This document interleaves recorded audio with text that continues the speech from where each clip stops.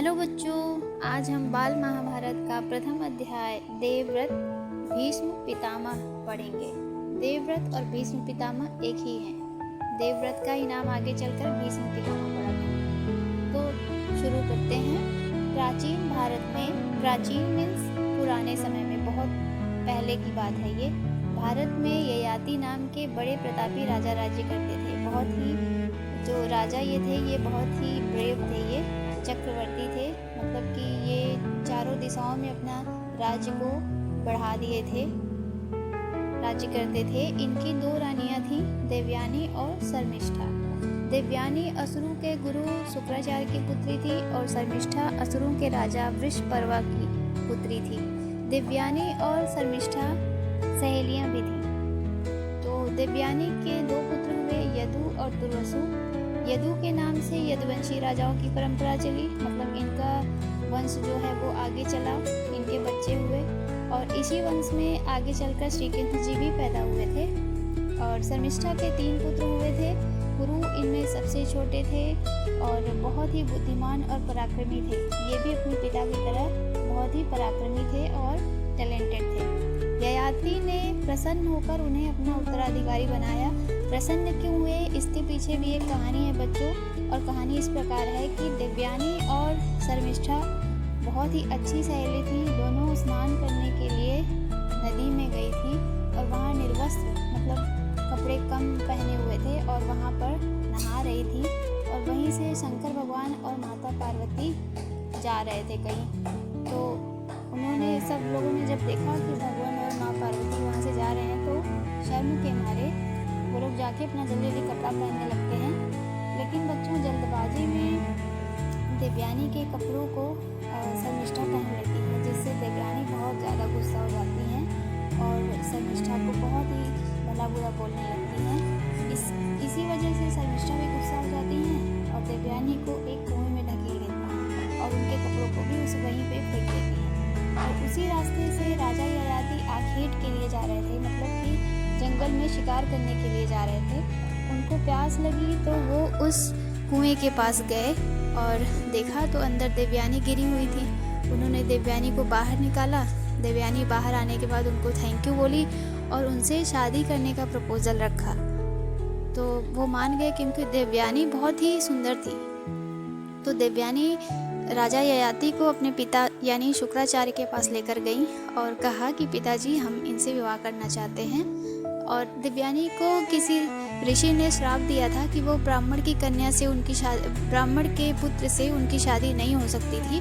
इसलिए ऋषि शुक्राचार्य ने ययाति से उनका विवाह कर दिया। परंतु देवयानी ने अपने पिता से बताया कि शर्मिष्ठा ने उनके वस्त्र पहन लिए और उन्हें कुएं में धकेल दिया। इसलिए ऋषि शुक्राचार्य वृषपर्वा से नाराज हो गए और उनके राज्य को छोड़ दिया, असुरों के राजा का राज्य छोड़ दिया और देवयानी की शादी इनसे कर दी, ययाति से। तो वृषपर्वा जो थे, बिना गुरु के बहुत ही परेशान रहने लगे। वो एक दिन ऋषि जी के पास गए, शुक्राचार्य जी से कहा कि गुरु, आपके बिना हम राज्य को नहीं संभाल सकते, इसलिए आप कृपा फिर से हमारे गुरु बन जाइए। तो शुक्राचार्य ने कहा कि इसके लिए देवयानी से पूछना पड़ेगा, आप देवयानी से आज्ञा लेकर आइए। तो वृषपर्वा देवयानी के पास पहुँचे और उनसे क्षमा याचना की और कहा कि शर्मिष्ठा को माफ़ कर दीजिए। तो उन्होंने कहा कि मैं शर्मिष्ठा को तभी माफ़ करूँगी जब वो मेरी दासी बन जाएगी। तो शर्मिष्ठा मान गई क्योंकि पिता का सवाल था। तो वो बोली, ठीक है, मैं देवयानी की दासी बनकर रहूँगी। इसी दौरान देवयानी को 2 पुत्र हुए, यदु और दुर्वासु। और ययाति महाराज को भी शर्मिष्ठा से भी प्रेम हो गया। इससे उनके भी पुत्र हुए 3, जिसमें सबसे छोटे पुरु थे। और जब देवयानी को पता चला कि महाराज ययाति शर्मिष्ठा से प्रेम करते हैं, प्यार करते हैं, तो वो फिर से नाराज़ हो गई और अपने पिता शुक्राचार्य जी से कहा, जिससे शुक्राचार्य बहुत ही ज़्यादा नाराज़ हुए और महाराज ययाति को श्राप दे दिया कि समय से पहले तुम बूढ़े हो जाओगे। तो ययाति को जब पता चला तो वो सॉरी बोलने लगे, शुक्राचार्य से माफ़ी मांगे और कहा कि अगर मैं बूढ़ा हो गया तो आपकी भी पुत्री मुझसे विवाहिता है, तो उसका भी जीवन खराब हो जाएगा। तो इस पर शुक्राचार्य ने बहुत सोचा और उनसे कहा कि ठीक है, अगर तुम्हारा बुढ़ापा कोई लेकर अपना यौवन मतलब अपना यंग एज तुम्हें दे दे तो तुम यंग हो सकते हो। तो ययाति बोले ठीक है। वो अपने 5 पुत्रों के पास आए, मतलब कि यदु, तुर्वसु और ये पुरु और 2 बेटे और जो थे इनके। तो सब लोगों ने मना कर दिया, चारों पुत्रों ने। सिर्फ पुरु ही थे जिन्होंने कहा कि ठीक है पिताजी, आप मेरी यंग एज ले लीजिए, मैं आपका बुढ़ापा ले लेता हूँ। फिर पुरु ने अपना यंग एज उन्हें दे दिया और महाराज ययाति कई वर्षों तक राज्य किए। उसके बाद उन्होंने अपना बुढ़ापा फिर से वापस ले लिया पुरु से और उनका यौवनता उन्हें देकर उन्हें अपना उत्तराधिकारी बनाया। उत्तराधिकारी मतलब अपना सारा प्रॉपर्टी जो था उनके नाम कर दिया, ठीक है, उनको अपना लीगल बेटा बनाया। तो इस प्रकार से पुरुवंशी राजा कहलाए। इनके राज्य में जो भी राजा हुए पुरुवंशी कहलाए। इसी वंश के राजा दुष्यंत, उनके पुत्र भरत के नाम पर इस देश का नाम भारत पड़ा।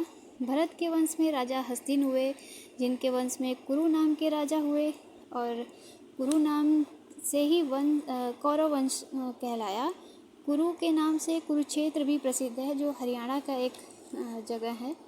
कौरव राजवंश में सबसे जो इम्पोर्टेंट महत्वपूर्ण राजा हुए वो शांतनु हुए, जिनको शिकार का बहुत ज़्यादा शौक़ था। वह प्रायः यानी कि रोज़ गंगा नदी के किनारे शिकार करने जाते थे।